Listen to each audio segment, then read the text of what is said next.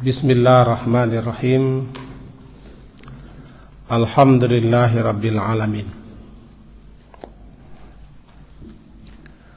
Wa bihi nasta'in ala umurid dunya waddin. Asyhadu an la ilaha illallah, asyhadu anna Muhammadan abduhu wa rasuluh. Allahumma salli ala Muhammad wa ala ali Muhammad. Bapak dan Ibu, judul kajian kita pada malam hari ini adu domba.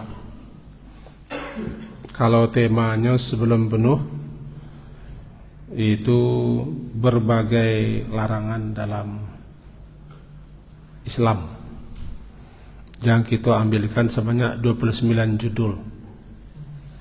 Maka di malam yang kedua ini itu adu domba. Kita awali dengan membaca sebuah hadis.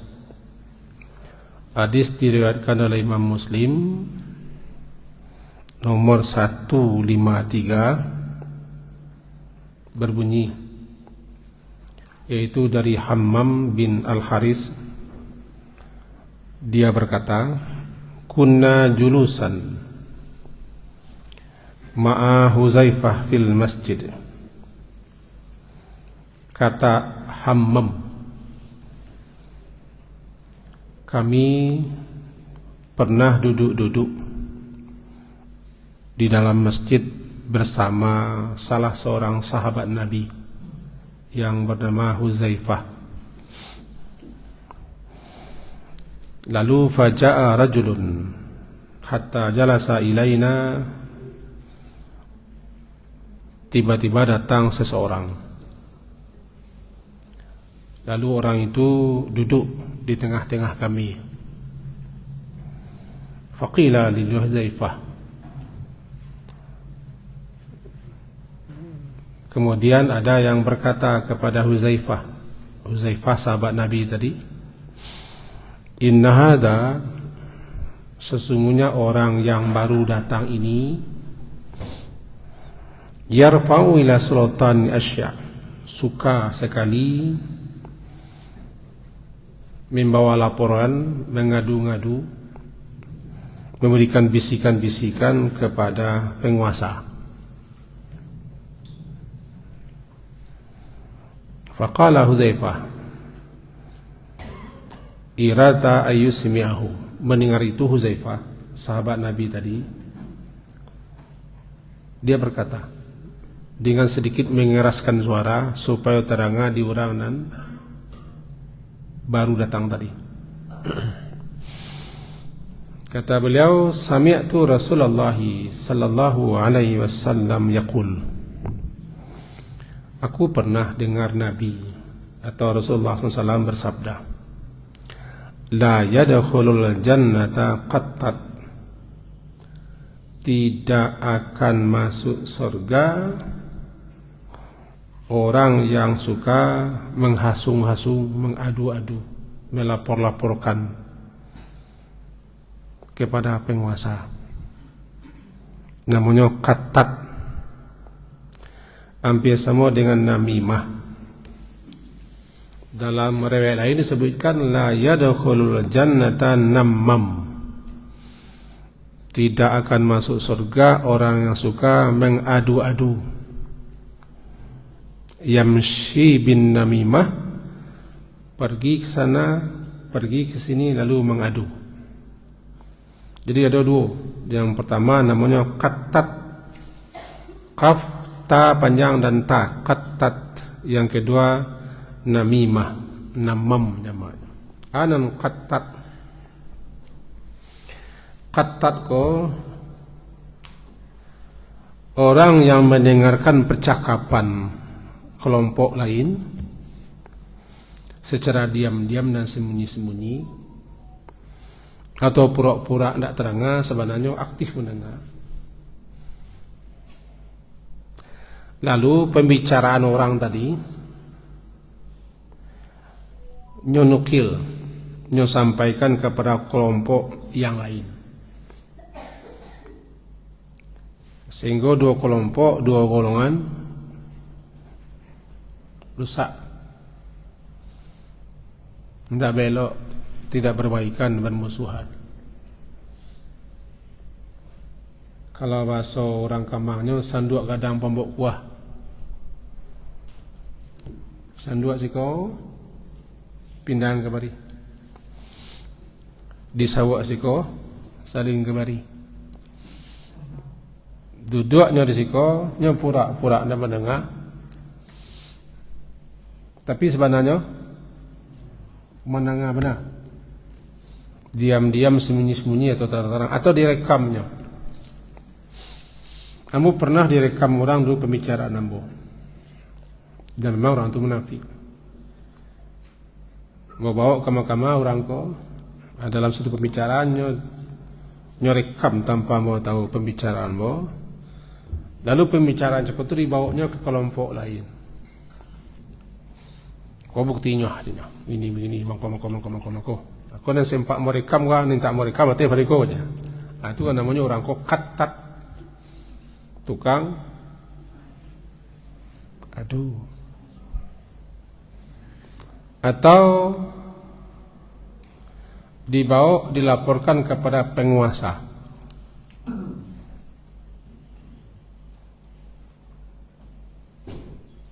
Kemudian penguasa mengambil sikap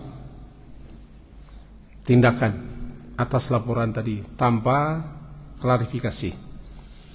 Karena orang ko namanya qattat la yadkhulul jannah. Ketika Huzaifah duduk di masjid, datang orang datang ko duduk lo di situ. Lalu berbisiklah orang kepada Huzaifah, "Pajaan datang ko ha? Nyusuko melapor-lapor ka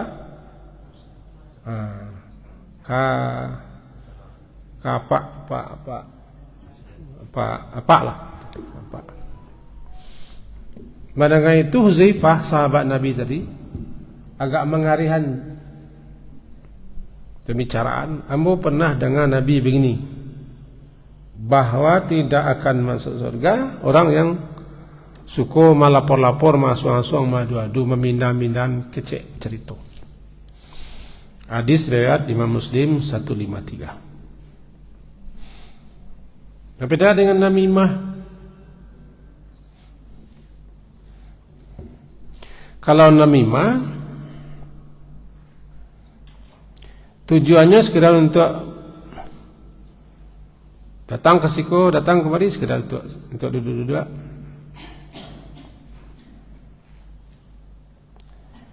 Cuman kadang-kadang orang nan namimah ko, yamsi ben namimah ko, seakan-akannya berpihak dah. Pai kasiko asakakannya kelompok kolo. Iko didengano asakakannya kelompok kolo. Ko namanya pimpiang. Dia tebuki. Karajo nomor itu namanya namimah. Orang terjemahan bahasa adu domba. Bahasa Ulandonya divided. Itulah apa doa sesuatu. Ikolo yang terjadi di negara Ikonoha. Ikonoha ya, negara Ikonoha. Nah, dalam masalah iko makasih tidak masuk surga. Nah, yadkhulul jannah, tidak akan masuk surga. Dua penafsiran ulama. Kita lihat dalam kitab syarahannya, sempat kita tulis. Yang pertama, orang naniko karajo, kalau nyo menganggap karajo itu halal, ndak berdosa, ndak apa-apa, biasa-biasa sih, maka pelakunya memang ndak masuk surga.